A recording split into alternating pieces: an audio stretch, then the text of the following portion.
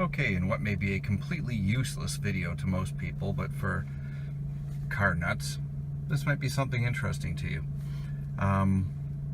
Which gear in your car is direct drive and which gear is overdrive?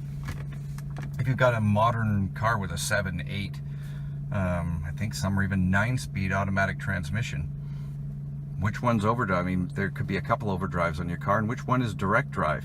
Do you really care? I don't know. I kind of think it's neat to know. And this works on any car, standard or automatic. It's a little bit of a different procedure for automatic because you have to be going a faster speed.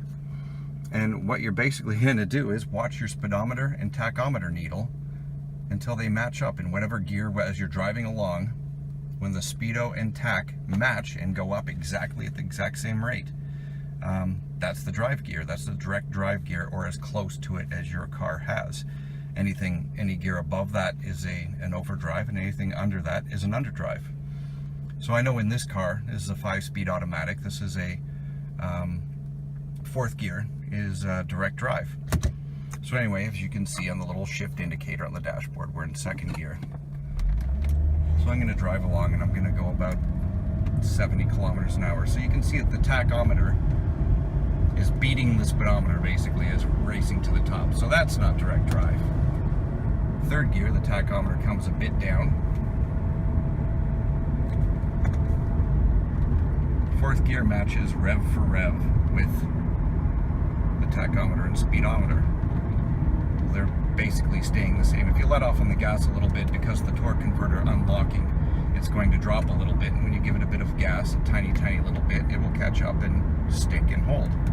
If I put it in 5th, well, now the revs are lower than the speedometer. So again, 4th gear. I'm going to load the torque converter. So there we go.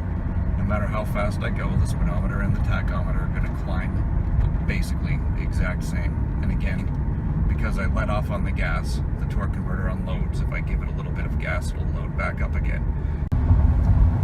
I'm showing it once more at a higher speed. So as I accelerate, you'll see that the tachometer and the speedometer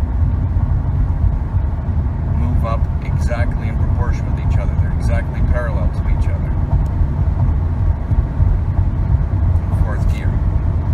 So I'm doing 110 kilometers an hour in 4th gear. I'll shift to 5th, and you'll see it. The tachometer drop down, the speedometer stay up. I'm going to shift down to back to 4th, load the torque converter so they're exactly parallel. 3rd gear, revs are higher than the speed. 4th gear again, they match. Again, accelerate. They're going to stay parallel to each other. So again, that's how you know that which gear is drive. I let off on the gas, and because again the torque converter is slipping on an automatic car, it's slipping a little bit, so